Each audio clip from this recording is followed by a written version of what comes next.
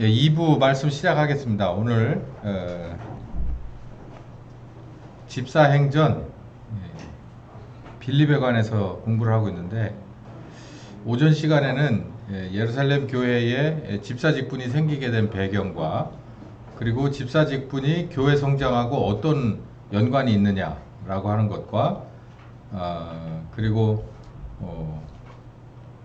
빌립 집사가 집사의 직분에서 이제 전도자의 직분으로 이제 바뀌게 되는 과정을 제가 설명을 드렸어요. 그래서 사마리아에서 아주 독보적인 그런 전도를 시작하게 됐다. 그러다가 빌립 집사 하면은 뺄 수 없는 게 이제 이디오피아 그 재무장관과의 만남인데요. 이게 이제 뭐 그냥 제가 높아심에 드리는 말씀인데, 우리 교인들은 뭐 그런 분이 없겠지만 뭐 이런 얘기가 있어요. 여기 이 집 빌립이 사도 12명 중에서도 빌립이 있어요. 근데 여기는 이 빌립이 사도가 아니겠냐 뭐 이렇게 생각하는, 이건 이제 신학교에서 이제 그런 얘기를 좀 이렇게 사이드로 하는 경우가 있는데요. 이제 이 경우에 이제 뭐 이런 참에 제가 이제 저 성경을 보는 그런 관점을, 신학에서 보는 것과 성경을 보는 관점은 이제 제 입장을 말씀드릴게요. 말 그대로 신학은요, 되든 안 되든 그냥 다 던져 놓습니다. 그 신경 안 쓰고 그냥 다 던져요. 근데 그것도 상관없어요. 왜냐하면 신학교라고 하는 강의실 범위 안에서만 상상을 해보는 거예요. 그러니까 뭐든 상관없다고 봐요, 저는. 뭐 심지어는 예수님이 뭐 동성연애한 분이다, 이런 얘기도 있고요. 뭐 예수님과 막달라 마리아와의 관계, 뭐 이런 온갖 추측들이 난무하죠. 그거를 이제 뭐 무슨 저런 영화로 만들기도 하고 뭐 별짓을 다 하는데, 뭐 그거는 그냥 강의실에서는 얼마든지 할 수 있는 일이라고 봅니다. 여러분도 상상의 나래는 여러분의 자유겠지만, 그건 어디까지나 상상의 나래는 상상의 나래고, 현실은 그렇지 않아요. 현실은 소설과 달라요. 그래서 여기 보면 이 빌립은 분명히 이 성경 저자가 집사로 말하고 있기 때문에 집사 빌립이 맞습니다. 그렇게 보면 간단해요. 그리고 성경을 생각보다 자세히 읽어보면요, 앞뒤 문맥이 야 이건 도대체 이해가 안 된다 라고 하는데도 간혹 있지만, 대부분은 다 그 안에 자세히 읽어보면 그게 앞뒤가 맞춰지는 게 있어요. 그래서 제가 이거를 언젠가는 한번 할 생각으로 지금 구체적으로 지금 잡아보고 있는 것 중에, 바울 서신에 나오는 인물들 이름이 있잖아요. 그 이름들을 쭉 제가 한번 처음부터 끝까지 다 뽑아볼 생각이에요. 그래서 여기 있는 이 이름들과 바울의 전도 여행과, 그리고 교회 그 관리와 어떤 연관성이 있는가, 이제 그거를 제가 생각하고 있던 걸 증명하려고 이제 그걸 좀 고민하고 있거든요. 그래서 내가 이렇게까지 할 필요 있나 하는 그런 생각도 드는데, 한 번쯤 반절 재미, 반절 의미를 찾기 위해서 해보고 싶은 게 있어요. 왜 그러냐면, 성경을 이렇게 쭉 읽다 보면 처음에는 이른바 파편화된 지식이 있습니다. 그러니까 성경 예를 들어 사도행전 그러면 몇 가지 구절이 딱 떠올라요. 사도행전 1장 8절, 사도행전 2장 1절, 또 뭐 사도행전 20장 뭐 이렇게 아주 유명한 말씀들만 이렇게 조각조각 돼 있단 말이에요. 그게 기억에 남아요. 그런데 가만히 보면 성경에도 이 등장하는 인물들만 쭉 등장합니다. 특히 바울 서신을 보면 여기서 등장한 이름이 저쪽에 편지를 쓸 때 그 맨 마지막에 줄에 나오고, 또 다른 성경을 보면, 편지를 보면 거기 마지막 줄에 이렇게 연거퍼서 중복돼서 지명되는 이름들이 꽤 있어요. 그건 뭘 말하느냐면, 지금이나 그때나 교회가 운영되는, 그리고 교회가 개척되고 교회가 관리되는 것은 있죠, 인맥 중심인 거예요. 그러니까 여기 인맥이라는 게 나쁜 인맥이 아니라 교회 안에서도 그 복음의 인맥이 있는 거예요. 그 복음의 가문이 있고 복음의 인맥이 있는 거예요. 제가 그걸 어렴풋이 이렇게 보면서 이걸 성경이 진짜 이렇잖아요 라고 해서 증명을 하고 싶어서 인명들을 다 한번 세균을 만들어 볼까 생각 중이에요. 그래서 서로 이렇게 줄을 거보면 아 이게 이렇게 연결된 사람이 여기서 만나기 시작해서 이 교회에서 그리고 이렇게까지 같이 갔구나 라고 하는 것. 여기 지금 제가 말씀드리니까 머릿속에 한 대여섯 명 정도는 이름이 쭉 같이 가잖아요. 그런 것처럼 이 맥이 이 성경 안에서 스스로가 풀어지는 것이 한 8, 90%고 나머지는 이름으로 헷갈리고 지명으로 헷갈리고 여기서 이런 얘기 했는데 여기선 이런 얘기 서로 부딪히는 게 몇 가지가 있는데 그렇지 않은 아주 이 평범한 것들은 성경만 자세히 읽어봐도 다 나온다. 근데 자세히 읽어보지 않고 신학교를 가게 되면 문제가 뭐냐면은 교수가 하는 말 자체를 낚여가지고 따라가게 돼 있어요. 대부분의 신학생이 그래. 본문 자체에 대해서 박사라기보다는 본문 자체에 대해서 해박한 지식을 갖고 있어야 돼요. 그러니까 배경은 몰라도 아 이런 얘기가 어디쯤에서 나왔었는데 여기도 비슷한 얘기가 있네. 이런 거는 잡아낼 줄 알아야 가서 공부를 하더라도 신학이라는 건 그걸 모두 알고 있다라고 하는 전제 하에서 하는 거거든요. 그러니까 그걸 모르는 상태에서 공부를 하게 되면 교수가 툭 던져요. 혹시 예수가 동성애자일 수도 있어. 이러면요. 와 이거 교회에서는 못 들어본 얘기인데 왜 목사님은 그런 거 안 알려주지? 우리 때는 그랬어요. 요즘 학생들은 똑똑해서 그런 사람들 없겠지. 근데 우리 때는 그런 게 없었어. 왜냐하면 성경의 사전적인 지식, 이 본문 지식 자체가 너무나도 이 패급이기 때문에 가서 교수가 얘기하면 그냥 이 말초신경 자극하는 얘기 하잖아요. 교수들도 그런 걸로 먹고 사는 거예요. 애들 평생 가야 답 없는 싸움 툭 던져놓고 지들끼리 싸우라고 그러고 자기는 저기 휴대폰 보고 전화 여기 시계나 들여다보고 먼 산 쳐다보고 앉아있다 가는 사람들 많거든. 옆으로 가네. 어쨌든 성경을 그렇게 본문 자체를 좀 자세히 볼 필요가 있다. 여기 빌립은 집사 빌립이 맞습니다. 그래서 사전에 제가 성경을 바라보는 본문을 바라보는 관점을 제가 이렇게 말씀드렸고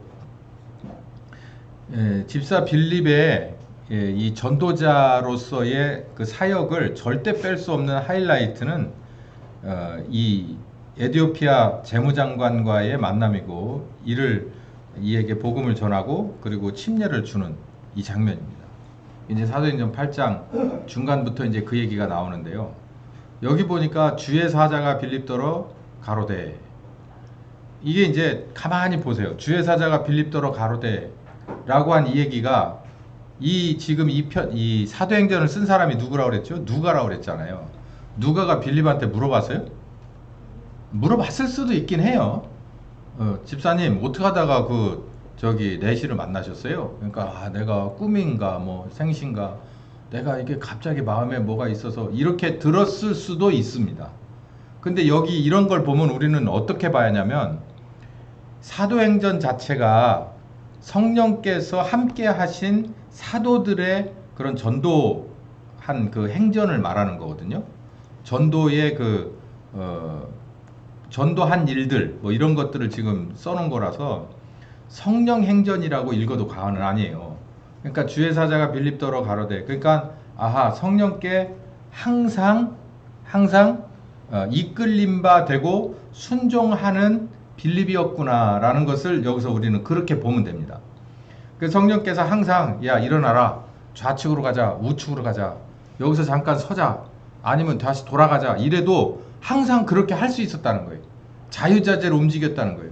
그러니까 성령님은 여기서 이 빌립을 데리고 저 에티오피아 내시가 있는 저 땅으로 가고 싶은데 그럴 수가 없는 거예요. 빌립이 말을 안 들으면. 이것 때문에 문제가 되는 거예요. 이것 때문에. 근데 이게 왜 그렇게 문제냐 한번 제가 보세요. 제가 이 사파를 하나 갖고 왔는데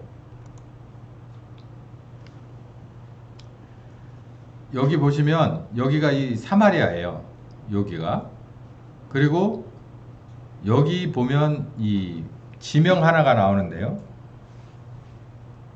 아소도 그리고 맨 밑에 가사라고 나오죠. 여기 가사라고 하는 지명이 하나 나와요. 본문을 보면 에티오피아 내시는 여기 중앙에 있는 예루살렘에 일보러 왔다가 이 가사라고 하는 곳으로 가는 중이었더라 이렇게 돼 있거든요. 그러면 지금 빌립은 어디 있어요? 사마리아 지역이니까 여기 있잖아요. 그러니까 예루살렘도 아니고 가사로 내려오려면 그래서 이 길을 선택해서 이렇게 내려왔을 거다 이렇게 보는 거예요. 그러면 이 길이 도대체 얼마나 멉니까? 제가 보고 깜짝 놀랐어요. 이게 지금 얼마나 가야 되는 거예요? 이게 요즘처럼 무슨 KTX가 있어. 뭐가 있어? 손수 운전을 해? 그게 아니잖아요. 거의 걷든지 뭐 낙일 타든지 뭐 낙타를 타든지 해서 여기까지 가야 돼요. 도대체 며칠 가야 되는 거야? 여기 보니까 광야를 지나가야 되고 만난 장소가 광야라고 그랬어요. 이 본문을 보면 8장을 쭉 읽어보세요. 광야더라 이렇게 돼 있거든요. 사막이란 말이에요. 사막. 그 여러분 가만히 생각해보세요. 빌립이 사실 사마리아에서 상종가 아닙니까? 상종가. 완전히 그 샛별 뜨는 부흥강사잖아요. 시몬도 와서 무릎을 꿇을 정도잖아. 근데 거기서 있었으면 얼마나 뭐 진짜 오라는 데도 많고 갈 데도 많고 하고 싶은 말도 많고 여기서 아침을 저기서 점심 저기서 저녁을 그리고 티타임 갖자고 하는 집사들이 막 얼마나 많겠어 지금으로 따지면. 근데 성령께서 갑자기 어디로 가자고 그러냐면 저 애리조나 사막 한가운데로 가자는 거 똑같은 거예요. 거길 왜 가? 여기 지금 전도할 때가 많은데 이렇게 생각할 수 있잖아요. 근데 다 던져놓고 성령님을 따라서 저 길을 따라서 낙타 타고 쭉 내려가는 거예요.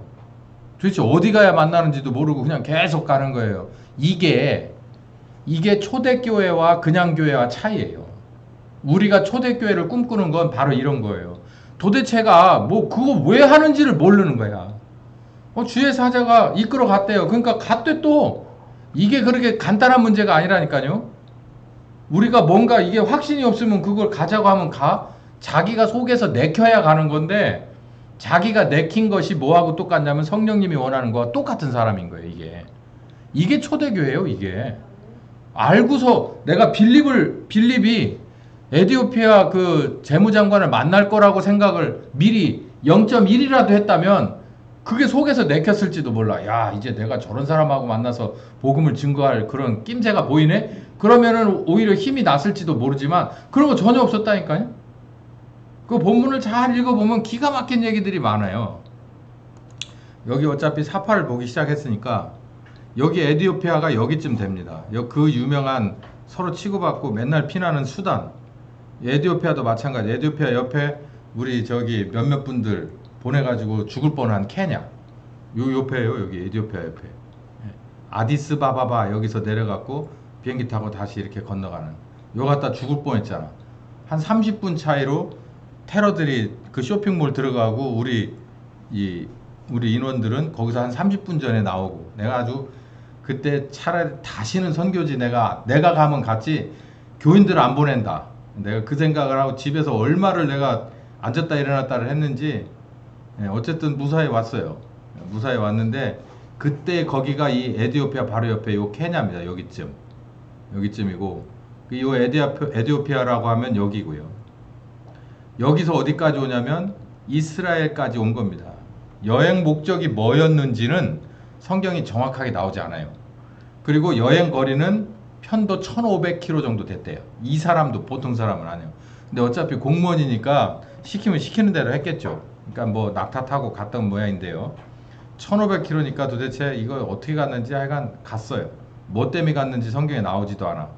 그리고 또 뭐냐면 이 가르쳐 주는 자가 없다는 건 또 무슨 얘기냐면 이스라엘이라고 하는 나라 자체가 사람 차별을 엄청나게 하는 데잖아요. 여기가. 이 옛날에 특히 유대인 혈족주의라서 아니 생각을 해보세요. 그 그리스가 식민지로 잡고 아니 그 전에 바벨론, 아수로, 그리스, 로마가 식민지를 잡아도 종족 우월주의에 완전히 이 국뽕 쩔어버리는 그런 유대인들 아닙니까? 유대인 혈족주의가. 그런데 여기 에디오피아 내시가 가가지고서 여기서 할 수 있는 게 뭐가 있습니까? 이 사람이 왜 갔을까라고 하고 제가 좀 뭐라고들 얘기하나 그러고 쭉 훑어봤더니 재무장관이래. 재무장관. 뭐 어떤 사람은 내시라고 부르는 거에 대한 기원을 찾고 어쩌고 하는데 그건 다 의미 없는 거고 재무장관 정도 된 거예요. 지금도 재무장관은 부총리급입니다. 부총리급인데 여기를 가게 된 거예요. 이유가 여러 가지가 있대요. 그래서 저도 납득이 갈 만한 게 뭐냐면 솔로몬과 에디오피아 여왕과의 그 썸씽이 있어요. 그 뭐 영화로도 만들어지고 막 그랬는데 솔로몬 시절에 사실상의 영적인 제국을 형성하고 있어서 그 포스가 셌기 때문에 에디오피아의 왕까지도 이스라엘에 와서 조공을 바치고 친선을 원해서 방문을 했던 기록들이 있습니다. 그래서 그때부터 이 관계가 유지되지 않았나, 뭐 그 안에 뭐 로맨스가 있었냐 없었냐는 몰라요. 나중에 솔로몬한테 물어보세요. 근데 그래서 외교가 트여져 있었을 거다라고 하는데 저도 한 표가 있어요. 그래서 이제 공식적인 그리고 비공식적인 방문을 했을 텐데요. 당시 지금 요 당시 그러니까 빌립이 저기 만난 요 당시는 예수님 십자가에서 부활하시고 나서 뭐 불과 얼마 안 된 때잖아요. 그러면 뭐 지금 서기로 따진다면 뭐 40년, 50년 미만인데 이스라엘은 식민지였잖아요. 그러니까 무슨 외교 접촉을 하러 비공식, 공식 올 필요도 없잖아요. 정부가 없으니까. 그럼 여기 왜 왔을까요? 그러니까 이 6월절이나 아니면 뭐 이 종교적인 행사 때문에 온 겁니다. 오케이. 거기까지 나왔으니까 잘 나왔네. 그럼 제가 이 말씀 드릴게요. 그럼 여기서 총리가 왔다 하더라도 이스라엘의 예배의식, 종교의식에 참여할 수 있어요? 우리 같으면 여기 도지사나 뭐 누가 왔으면 요 맨 앞자리에다 저거 내려다 놓고 이거 앉히잖아. 그리고 나와가지고 인사하시라고 그래가지고 예배에 껴들게 해주잖아요. 근데 이스라엘은 그런 게 있어요? 없어요. 그 옆에 오지도 못해. 저기 뒤에 있는 거야. 그래서 요 재무장관이 처음에 빌립을 만나기 전에 어떤 상황이었는가 하면은 주의 사자가 빌립한테 가서 만나라. 그러고 가보니까 에디오피아 사람 곧 여왕 간다게의 그 총리가 예배하러 예루살렘에 왔다가 돌아가는 중이었는데 병거를 타고 뭐를 읽고 있다?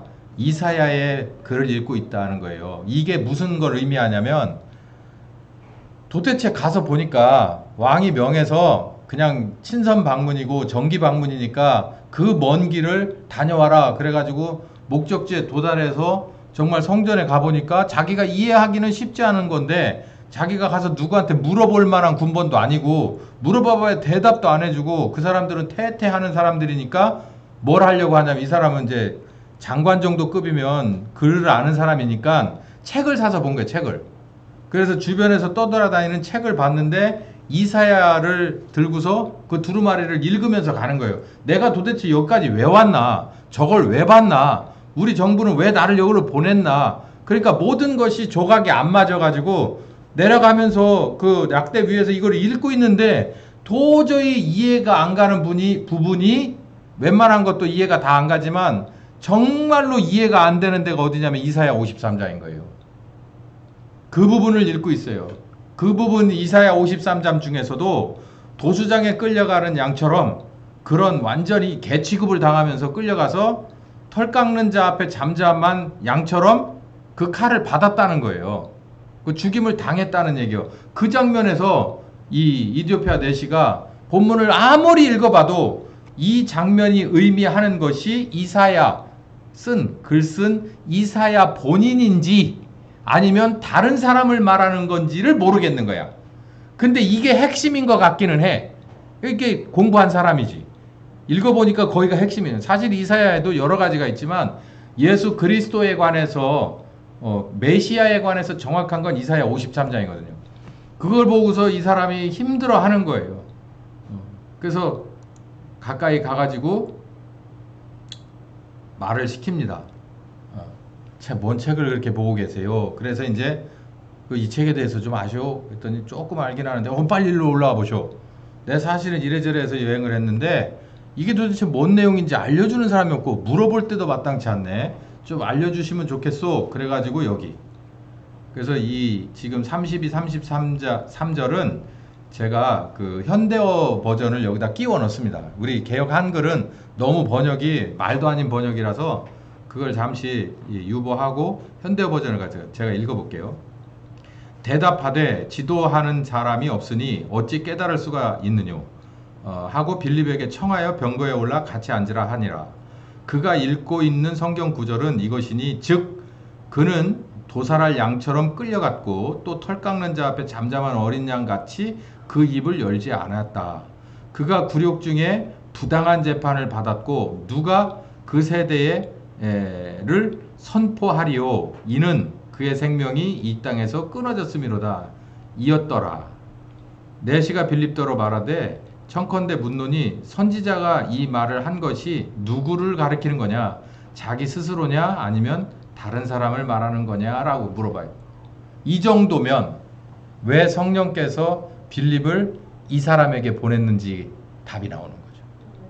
뭔만 해주면 돼요. 예수님만 전해주면 되잖아요. 그분이 나사렛 예수고 십자가에 죽으셨다 부활하셨고 내가 그 증인이다. 요 얘기만 딱 해주면 돼요. 나머지는 다 됐어요. 이게 일명 아버지 이름의 침례가 끝난 거예요.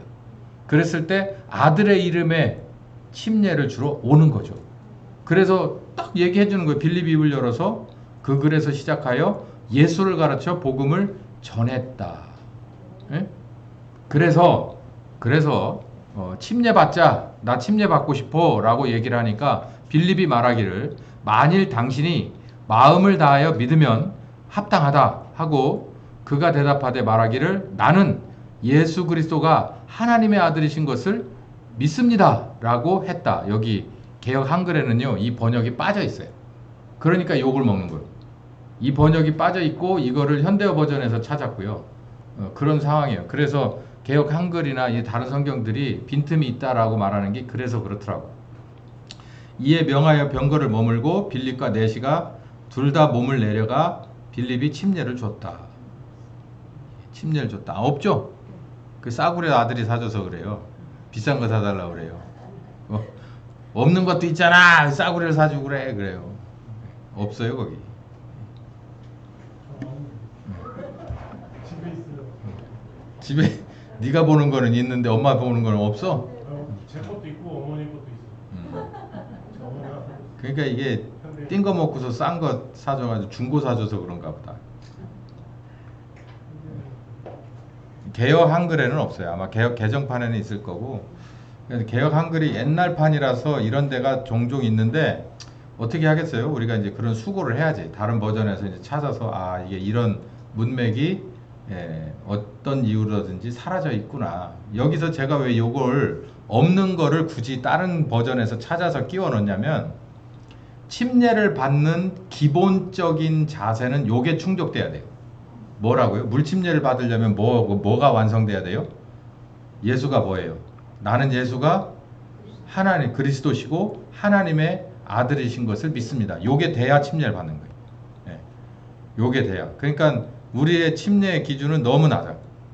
요게 내 마음에서 인정할 수밖에 없는 그런 사실일 경우에는 물침례를 받는 거예요. 이렇게 해서 받은 물침례가 다음에 뭘로 이어지냐면 성령 침례까지 가는 거예요. 여기 보면 분명히 이렇게 돼 있죠. 네가 오늘 당장 이 말씀을 들어서 이런 마음이 있으면 침례 받는 게 합당하다. 그래서 바로 침례를 줬는데 그 신분이 뭐였다고요? 집사잖아요. 집사인데 침례를 줬잖아요. 그러니까 여기서 우리가 좀 보아야 될 필요가 있어요. 많은 것들이. 우리가 참 고민을 많이 해봐야 될 게 있습니다.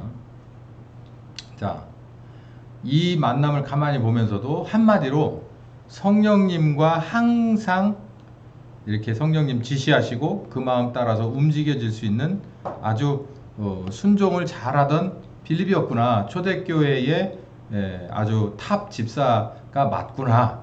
근데 이 집사는 이 사마리아에서 이미 복음을 증거하는 전도자로서의 면모를 확실하게 보여줬고, 그리고 그 먼 거리를 마다 않고 가서 정말 갔더니 정말 이 대단한 사람.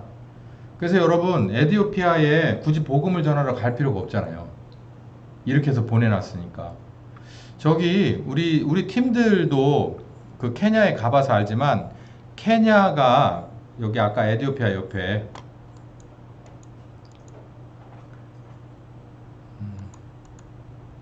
여기 에티오피아 옆에 여기가 케냐거든요. 이 케냐만큼 에티오피아도요 여기 기독교인들이 많습니다.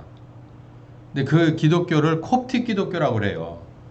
그래서 그게 뭐 지금 있는 우리가 믿는 기독교와 차이가 뭐 얼마나 있냐 없냐, 거기에 구원이 있냐 없냐, 이것도 신학교 강의실에서 엄청 그거 가지고 또 목숨 거는 사람들이 많은데요. 구원은 하나님 손에 달린 거예요. 그분이 평가하는 거라니까. 그러니까 말할 필요는 없지만 역사적으로 이 에디오피아가 누구를 통해서 지금 복음이 처음 들어가는 겁니까? 빌립을 통해서 재무장관이 가지고 들어갔어요. 재무장관이. 그러니까 재무장관이 가지고 들어갔으니까 그 안에서 알맹이냐 껍데기냐 그 규모를 논할 필요 없이 재무장관이 가지고 들어가서 자기네 집안만 이렇게 했겠어요? 그 자리에서 침례받을 만큼 은혜 받은 사람이, 그래서 에디오피아에 아주 대규모의 교회가 있는 거예요. 그리고 그 옆에 케냐도 영향을 받은 거고요. 그 옛날에. 이거 누가 기획한 거라고요? 성령께서 하시는 거라니까요. 이렇게 선교는 이렇게 하시는 거예요. 그 유력한 사람 하나, 준비된 유력한 사람 하나를 미리 어디에다 푹 적셔서, 아버지 이름의 침례를 푹 적셔서 누구를 만나게? 필립을 만나서 복음의 증인, 예수 그리스도의 증인을 만나서 예수 그리스도를 듣게 하는 거죠. 아버지 이름의 침례를 받아서 애벌 빨래를 하고, 그리고 진짜 빨래는 어디서 시작되냐면 예수의 이름으로 시작하는 거거든요. 그걸 지금 성령께서 기획하면서 다 이렇게 하시지 않습니까? 예. 그러니까 지금 우리들 스스로 계획하고 하는 것처럼 해서 다 망가뜨려 먹은 교회도 저는 생각이 그래요. 성령께서 이거 고치시려고 하면은 성령님의 계획이 따로 있을 거다라고 저는 생각합니다. 그 계획을 따라 순종할 만한 온전한 믿음 가지고 준비된 사람, 성령께서 인정한 사람과 교회가 있다면 지금도 그 일을 하실 거라고 생각해요. 저는 그렇게 믿습니다. 자, 오늘 마지막 단어는 이 빌립의 이 변신인데요. 다시 빌립이 여기 보니까 이 사막 한가운데서 복음을 전하고 여기서 이만큼 내려가서 열로 내려가던 사람을 이 중간에서 가로채 가지고 복음을 전하고 헤어져요. 그리고 나서 어디로 왔다고 그랬냐면 아스도라고 하는 이곳으로 와서 쭉 올라가서 어디까지? 가이사라까지 올라가면서 복음을 전했다라고 성경은 나오거든요. 예. 둘이 물에서 올라갈 때 주의 영이 빌립을 끌어 간지라.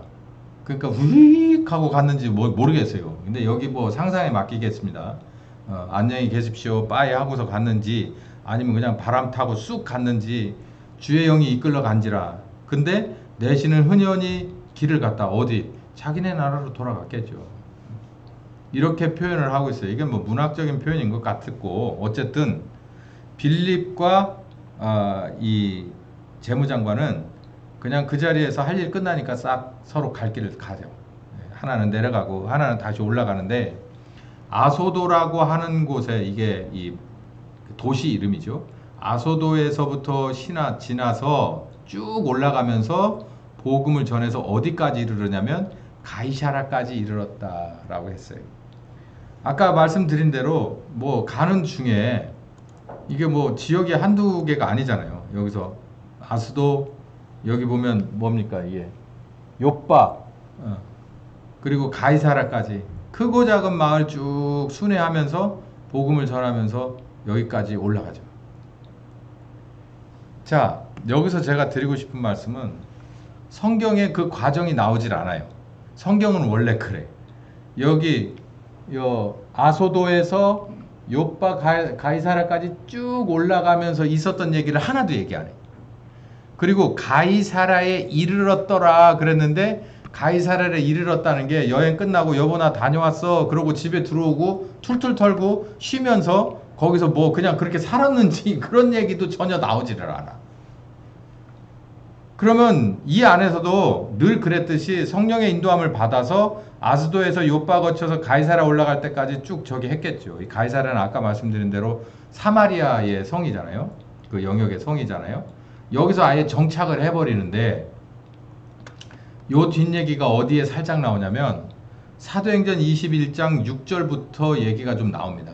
이게 무슨 얘기냐면 바울이 전도여행 두 번째를 좀 길게 다녀요. 고린도하고 에베소를 길게 다니는데 그렇게 거쳐서 이제 예루살렘 들어가서 잡혀가지고 투옥돼가지고 호송돼서 로마로 들어가면서 순교로 가게 되거든요.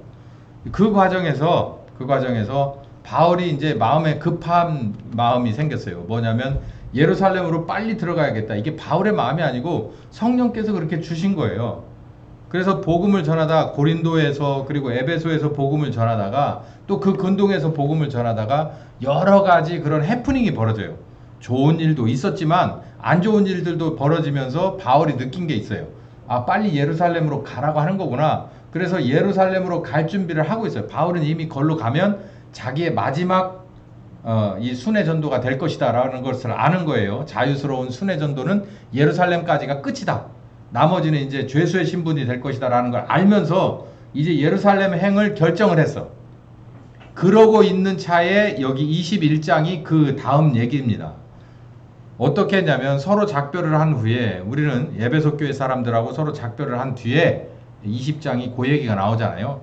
나의 달려갈 길과 내게 맡겨주신 사명 곧 하나님의 말씀을 전하는 데는 그 얘기 나오는 게 사도행전 20장. 어떤 장면에서 서로 에베소 교회 장로들과 그 해변가에 항구 옆에 해변가에서 서로 같이 마지막 인사를 나누면서 기도하면서 자기 입장을 밝혔던 데가 바로 이 사도행전 20장이고 21장에는 이제 서로 작별을 한 다음에 배에 올라서 저희는 집으로 돌아가고 두로로부터 돌레마이에 이르러서 그리고 형제들에게 잠깐 안부를 묻고 그곳 형제들과 알을 묻고 하루를 있다가 이튿날 떠나서 어디로 가기로 했다?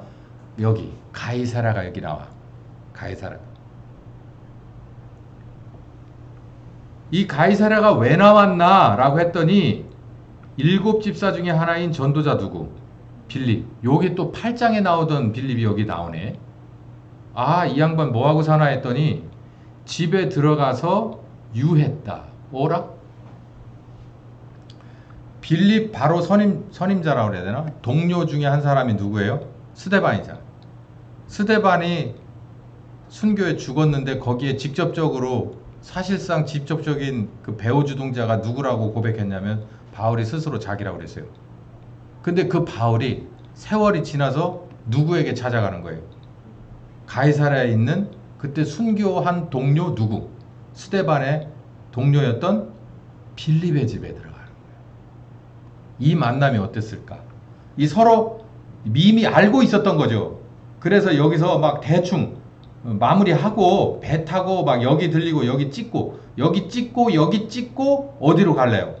급하게 가이사랴로 가려고 그랬어. 왜? 가이사랴에 있는 누구네 집에 좀 가서 들려보려고. 빌립 집에 가서 들려보려고 간 거예요. 그러니까 전 여기서 뭐가 느껴지냐면 가이사랴 하면 절대로 뺄 수 없는 사람이 누가 돼버렸냐면 빌립이 돼버린 거예요. 그러니까 믿는 사람들은 이 당시에 순회 전도자든 아니면 개교의 그런 사역자든 성도든 가이사랴 지역에 가면 반드시 누구를 뺄 수 없다는 거예요. 빌립을 뺄 수 없는 나름대로 신자에 있어서는. 그리고 또 이 사람 배경이 화려하잖아요. 예루살렘 교회에서는 뭐였고 안수 집사였었고 거기서 흩어지긴 했지만 이래저래 해서 이 사마리아에 정착을 하면서 이 고을 저 고을마다 뭐 시몬 같은 그런 나부랭이들 다 굴복시키고 하다가 어디까지 갔다 왔다. 예루살렘 뚫고 저 밑에까지 내려가서 누굴 만났다. 돌아가는 에디오피아 관원도 만나서 복음을 전하는 그런 성령의 사람이 여기 밑에서부터 위까지 쭉 올라오면서 다시 사마리아에 정착을 해 가이사랴에 들어올 동안 얼마나 많은 사역들이 있었겠는가. 크고 작은 사역들이.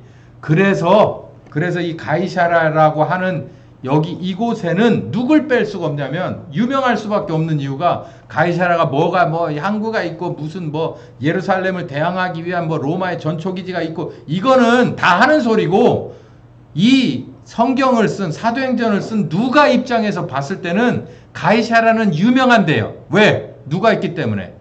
필립이 있기 때문에. 그걸 누구도 인정했다는 거예요. 바울도 인정했다는 거예요. 초대교회에서 집사로 임명받았어요. 여러 가지 이유로 흩어졌어요. 이러저러저러한 일이 있는데 세월이 지났어. 10년이 지났는지 20년이 지났는지 모르겠어요. 이것도 이제 연도를 대략 계산해 보면 나오겠지만 거기까지는 제가 안 해봤습니다. 바울이 이제 사울이 바울이 돼서 핍박자가 전도자가 됐고 전도자가 선교사가 돼서 전도 여행 끄트머리에 가서 꼭 마지막으로 한 번 더 들려보고 싶은 집이 바로 빌립의 집이에요. 그러니 그 가운데서 그 제가 그냥 쭉 세월이 뭐 십몇 년이 갔는지 20몇 년이 갔는지 한 그 세월 동안에 이들이 연락이 서로 없겠어요? 서로 소문이 무성하고 오고 가고 얼굴도 보고 편지도 왔다 갔다 했겠죠. 우리는 그걸 모르잖아요. 주님 나라 가면 다 물어볼 수 있어, 이 내용을. 근데 우리가 이 글을 보면서 성령께서 주시는 이런 센스를 가지고 왜 바울이 가이사라에 있는 빌립의 집에 들어가고 싶었을까? 물론 길체이기도 한데 여기 봐봐요. 두로에서 출발을 봐요. 여기 아주 급하게 갑니다. 두로로부터 수로를 다 행하여 물길 따라서 돌레마이에 이르러요. 그 다음에 형제들에게 안부를 묻고 그냥 그대로 그냥 잠깐 찍고 떠나서 이튿날 떠나서 가이사라에 이르러서, 그러니까 배 타고 막 하루 이틀 막 이렇게 가다가 어딘가에 도착을 했어. 그게 돌레마인데 거기에 이제 누가 온다니까, 바울이 온다니까 그 주변에 있는 교인들이 왔다거나 뭐 이렇게 보고 싶은 사람이 왔지만 뭐 하고 그날 뭐 아침 새벽에 도착했는지 저녁 늦게 도착했는지 모르는데 거기서 그 다음날 아침에 바로 떠나버렸어요. 그러니까 밥이나 먹고 헤어진 거예요. 그러니까 이제 가면은 다시 못 올 길을 가는데 바울이 별로 거기에 무게감을 두지 않았다는 걸 여기 말하는 거고, 그리고 이튿날 바로 떠나요. 대부분 저녁 때 떠나요. 배가 아침 일찍 떠나요. 아침 일찍 떠나서 어디에 이르렀다? 가이사라에 이르러 가지고 누구 집에 유하러 들어갔다? 빌립 집에 유하러 들어갔다. 그만큼 빌립은 겉으로나 속으로나 영적으로나 육적으로 절대로 무시할 수 없는, 누구까지도 바울도 무시할 수 없는 그런 영적인 지역 유지가 돼 있었다는 거예요. 어떻습니까? 제가 드릴 말씀은 여기서 더 나가는 것도 있는데요. 이거 하나만 보더라도 집사의 변신은 무죄예요. 그러니까 애초에 우리가 지금 꿈꾸는 것이 뭐냐면, 우린 그렇게 길들여 버렸어요. 집사는 뭐 어쩌다 보니까 교회에서 억지로 막 멱살 끌려가지고 하는 거. 그거 잘못된 거예요. 성경적이지 않아. 그거 하나님 나라 가면은 아마 그런 사람들 저 무디기로 있을 거예요. 그런 집사들 저 무디기로 있을 거라. 그 저들 중에 저 티끌 같은 사람들 중에 하나일 수도 있어. 그 이름하야 20세기 한국형 집사. 근데 여기 있는 이 집사는 달라요. 도대체 어떤 사람이길래, 어떤 교육을 받았고 어떤 과정을 다 해서 어떻게 했길래 예루살렘 교회에서는 7집사 중에 한 사람으로서 칭송을 받으며 인정받고, 그리고 교회를 잘 운영하는데 아주 큰 역할을 하다가 이제 그 일을 다 뭐 자기가 원해서 그만둔 건 아니지만 성령께서 이끌어간, 큰 그림에서 성령께서 이끌어간 상황이 했을 때 남들이 다 가기 꺼려하는, 믿는 사람들도 가기 꺼려요. 여러분 사도행전 읽어보고 제가 깜짝 놀란 게, 예루살렘 교회 12사도들, 베드로를 비롯한 12사도와 그 안에 있는 거의 120명의 사람들이 대부분 인종차별주의자예요. 네. 성령께서 받으신 그런 교회인데도 불구하고 그 턱을 못 넘더라고. 근데 그 턱을 예루살렘 교회 출신이면서 쉽게 넘어간 사람이 누군지 아십니까? 1번이 빌립이에요. 베드로는 성령께서 베드로를 데려다가 고넬료의 집에 보내려고 온갖 방법을 다 써서 멱살을 잡고 업어치기 3번에 발 걸어 넘어뜨리기 2번 해가지고 갔는데도 나중에 어디 가서 갈라디아서에 보면은 바울 앞에 가가지고서 이렇게 손가락질 당할 만한, 식사 자리에서 예루살렘에서 올라온 정통 유대인들이 올라오니까 무서워가지고 뒤로 물러가 빼버린 그런 아주 흠집이 남은 사람이잖아요, 베드로가. 그런데 이 빌립은요, 처음부터 전도를 어디로 갔어요? 사마리아로 갔어요. 그러니까 어떻게 보면 베드로보다도 훨씬 더 성령 입장에서 볼 땐 일 시키기가 쉬운 사람이죠. 베드로는 똥고집이 있는 거예요. 이 어부 출신인데 겁내 고집이 세. 자기가 무슨 뭐 바리새인도 아니고 율법사도 아닌데 율법을 엄청 사랑해. 그래가지고 백부장한테 가가지고 고넬료의 집에 가서 해라니까 안 가려고 그러는 거 아니에요. 어떻게든지 안 가려고. 그러니까 막 꿈에 나타나서 막 파김치 삶듯이 확 삶아놓고 그리고서 보내가지고서 일 시켜 먹은 거야. 엄청 일 시켜 먹기 어려워. 근데 이 예루살렘 교회 그 대부분이 그런 꼰대들인데 빌립은 애초에 시작한 전도가 어디냐면 사마리아 가서 시작했어요.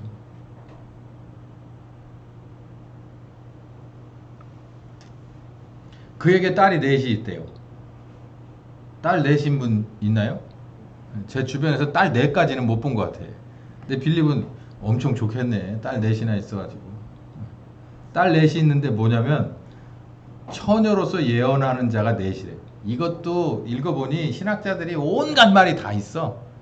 사도 빌립도 뭐 딸이 있었다는 둥 어쩐다는 얘기하는데 전 뭐 모르겠어요. 근데 딸이 넷이 있다는 게 다복했겠구나. 근데 이 처녀로 늙었네. 그래가지고 예언하는 자래. 여기 예언하는 자가 뭘까요, 여러분? 예? 아버지가 성령의 사람인데 이 넷이 귀신 들린 예언자겠어요? 성령께서 오셨을 때 가장 첫 번째로 나타나는 은사가 뭐냐면, 확실한 은사가 뭐냐면 예언입니다. 예언은요, 성령께서 오시면은 저 앞에가 보이는 거예요. 이건 제 경험으로 100%입니다. 이 딸들 넷도 결혼을 포기할 만큼 결혼을 뭐라 그럴까요? 그냥 결혼을 포기할 만큼 성령에 충만한 딸들 넷이 있었는데 이 뒤로 여러 가지 성경에 들어오지 않은 그런 이 자료들을 보면 이 넷이 여기 있는 사마리아 지역에 있는 여러 교회에 아주 중요한 역할들을 맡아서 교회를 세워갔다는 얘기가 있어요. 자녀 교육도 가족 목회도 잘한 거죠. 빌립이. 보통 빌립이라 생각하면 안 돼요. 이런 면에서 보면 참 대단한 분이 있습니다. 이 집에서 여러 날을 묵어요. 바울이 뭔가 이렇게 마음에 무거운 짐을 지고 간 겁니다. 그래가지고 이 안에서 또 가면 돌아가실 텐데, 죽으실 텐데, 순교하실 텐데, 뭐 이런 얘기들이 이 안에서 이제 일어나면서 이렇게 또 다시 극복하고, 그럼에도 불구하고 나는 예루살렘으로 가야 돼라고 이제 하면서 다시 일어나서 떠납니다. 그런 얘기들이 여기 이렇게 쭉 나오고요. 여기 보면 마지막으로 이 여러 날 후에 행장을 준비하여 예루살렘으로 올라갑니다. 이제 최종적으로 예루살렘으로 가는데, 그러니까 마지막으로 예루살렘에 발 딛기 전에 어디에 들린 거예요? 사마리아에 있는 가이사라 빌립의 집에서 휴식하고, 영적으로 이제 몸은 휴식하고 영적으로는 충전하고, 그리고 예루살렘으로 이제 꾸려서 올라가는데, 여기도 잘 보세요. 가이사라 몇 제자와 함께 가며, 가이사라에서 몇 제자와 함께 갔다고 했어요. 그럼 이 누구의 제자입니까? 빌립의 제자예요. 빌립의 제자와 함께 가. 물론 자기 제자도 따라갔고 가이사라에서 따라붙은 제자들이 또 있었어요. 아니, 자기네들이 뭐라 그랬냐면 예루살렘으로 가면 당신 순교합니다 라는 얘기를 가이사라에 있는 빌립의 집에서 예언을 했어요. 근데 제자들이 따라붙었어. 초대교회는 이런 데예요. 가면 순교한다는데 제자가 따라붙어서 가. 아니, 그러고 따지니까 저 바울이 순교한다는데 끝까지 따라붙은 게 누구예요? 마가예요, 마가. 그 바울이라고 하는 영화, 여기 지금 넷플릭스에 아직도 남아있을 거예요. 그거 보면 바울을 마지막까지 최근거리에서 이 수종을 들었던 것이 마가입니다, 마가. 오랜 제자 구브로 사람 나손을 데리고 가니 이는 우리가 그의 집에 유하려 함이라. 제가 이걸 보고요, 엄청난 상상을 발휘했어요. 여기 구브로는 어디게요? 어쨌든 이 구브로의 출신 사람의 나손이라고 하는 사람이, 이 성경에 이게 좀 나와요. 이 사람 이름이. 나손이라고 하는 사람이 어디에? 예루살렘에 뭐가 있었냐면 본가가 있었나 봐요. 집이. 근거지가 있었는가 봐. 그래서 그 집에 유하려 함이라. 이걸 보면 여러분 무슨 생각이 드십니까? 두 가지예요. 하나는 이 사람들이 뭐 물론 그 당시에도 호텔이나 이런 거 있을 거예요. 전도여행을 다니면서 예를 들어서 내가 여기서 서울을 간다. 그러면 우리가 어디에 묵어요? 대부분 뭐 아는 사람이 있으면 모르지만 그냥 없으면 그냥 들어가서 뭐 해야 돼? 그냥 호텔을 잡으면 돼요. 예수님이 만삭이 된 이 자기 어머니가 예수님 그 아버지 요셉이 마리아와 여행을 하다가 베들레헴쯤 와가지고 어디에 호텔에 들어가려고 했다 못 들어갔잖아요. 그것처럼 쉽게 우리 지금도 마찬가지고 이때도 호텔을 구하면 돼요. 근데 굳이 누굴 데리고 가냐면 나손이라고 한 사람을 수소문해서 이 사람을 앞세우고 들어가요. 이 정말 이거 좀 많은 상상력이 필요한 데가 있어요. 여기 보면 제가 그래서 하나는 이 사람들의 여행이 여러 가지 면에서 자유롭지 못하다. 일단 금전적으로 자유롭지 못하고, 그리고 두 번째는 사람들이 신분 면에서 자유롭지 못해. 이런 그 옹색한 상황 속에서 항상 전도 여행을 다녔던 거예요. 그러니까 이렇게 아는 사람이 있어야만 그 사람을 데리고 거기 들어가서 그 집에서 숙식을 해결하면서 전도를 하든 뭘 하든 했던 거예요. 그게 돈 문제도 여비 문제도 해결되고 안전 문제도 해결되는 거예요. 여기 들어갈 때도 이런 거예요. 그러면 성경에 보면 몇 군데가 나오거든요. 예를 들면 뭐 박물장사, 자주장사 루디아를 만나고 브리스길라와 아불라를 만난 건 진짜 성령께서 준비한 그런 거점이고, 그렇지 않았을 때는 대부분 이렇게 그 누군가를 의지해서 가요. 제가 그래서 지난 시간에 그 말씀 드렸나요? 이때 초대교회의 그 움직이는 이 동선이 뭘로 다 움직였냐면 인맥으로 가요. 인맥으로. 영맥이라고 해야 될까? 신자들의 인맥으로 왔다 갔다 하는 거예요. 성경을 가만히 보면 예수님의 제자 중에서도 형제가 많습니다. 형제가 많아요. 꽤 많아. 그리고 그 형제는 누구와 연결되어 있냐면 예수님을 중심으로 해서 위에 있는 자기네 엄마나 이모하고 연결되어 있는 경우가 꽤 많아요. 제가 그래서 이게 겉으로 잘 안 보이더라고요. 가만히 보니 예루살렘에 들어가는데 이 나손이라고 하는 사람을 대동하고 들어가서 이 사람의 집에 유하고, 그리고 예루살렘에 있는 형제들이 그때서야 이 나손의 집으로 찾아와서 바울을 만납니다. 요건 이제 번외고요. 빌립. 그때 초대교회 상황을 우리가 이게 이렇게 조각조각 난 이 파편들을 이렇게 맞춰 보는 거예요. 모자이크처럼. 그래서 상상은 어디까지나 상상이고 이건 분명한 거구나 라고 하는 것은 분명한 건데, 그 중에서 이 빌립 같은 경우는 초대교회의 집사가 맞고, 그리고 스데반의 순교 이후에는 전도자로 다시 부름을 받아서 전도자의 역할을 감당해서 결국 어디까지? 에티오피아의 관원까지도 침례를 주는 그런 전도를 했고, 그러니까 가만히 앉아서 어디 전도를 했냐면 에티오피아 전도를 한 거예요. 그리고 마지막으로는 가이사라라고 하는 지역에 사실상 이방이거든요. 이방. 유대 입장에서 봤을 땐 이방이잖아요. 이방 지역에 있어서 선교의 토대를, 교회의 그런 기초를 확실하게 놓은 사람은 빌립이에요. 사마리아 지역에. 이런 일들을 아주 다재다능하게 수행했던 빌립이었어요. 어디서부터? 이 어디 출신이었다고? 예루살렘 교회 집사의 출신이었어요. 저는 여러분들도 이런 점을 굉장히 목표로 삼고 이 목표를 달성해 나가야겠다 하는 욕심이 생기기를 예수님의 이름으로 축원합니다. 예, 어떤 욕심을 갖고 사세요? 아직도 집 좀 넓은 데로 갔으면 좋겠다. 이런 집을 사는 집사로서의 그런 거 가지고 계십니까? 바꾸시면 어떨까요? 응? 내가 건강하게 이 정도면 됐으니까 건강하게 오래 살아야지. 오래 살아서 100살 넘어가시게? 그게 축복인지 뭔지는 잘 모르겠어요. 그런 목적이라면 좀 바꿔보시면 어떨까? 내가 이 자녀 얘기 나왔으니까 정말이지. 이 자녀들은요, 하나님이 키우지 않으면 안 됩니다. 특히 이제부터는 하나님이 내 아이의 마음과 내 환경과 그리고 만나는 사람들을 가려주시지 않는다면 내가 아무리 관리 감독을 해도 안 돼요. 그러니 뭐 애들 뭐 하고 뭐 하겠다라는 것보다는 차라리 내가 주님이 원하시는 일을 하고 주님이 내 뒤를 봐주시는 게 어떨까라고 하는 대로 성경적인 목적으로 바꿔갔으면 좋겠습니다. 그렇게 온전히 바꿔가고 그걸 누구한테?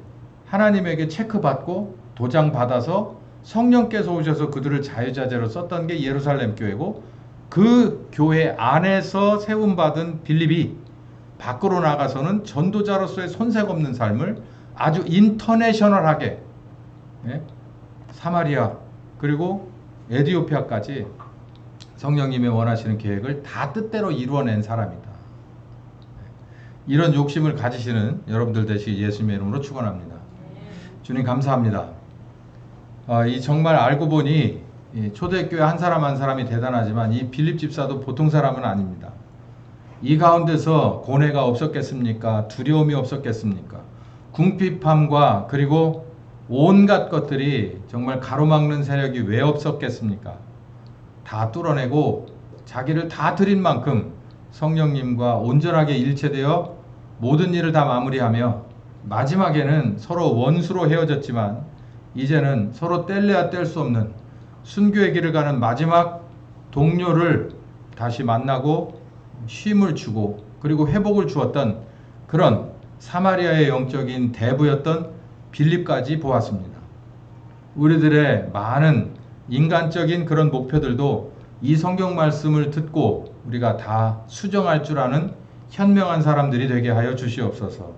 이 목표는 저 멀리 있다 하더라도 빌립도 똑같은 우리와 같은 사람이지만 또 열심히 침노하는 그런 마음을 가지고 찾고 두드려서 성령님이 끌어주셔서 거기까지 간 것을 믿습니다. 지금 이 시대도 이 나라도 이 세계도 성령께서 그 일꾼과 교회를 부르시는 것을 깨달아 알게 하여 주시옵시고 우리도 눈높이를 성령님 안에 맞추어서 열심히 정하고 달려가는 우리 모두가 되게 하여 주시옵소서. 예수님의 이름으로 기도했습니다. 아멘.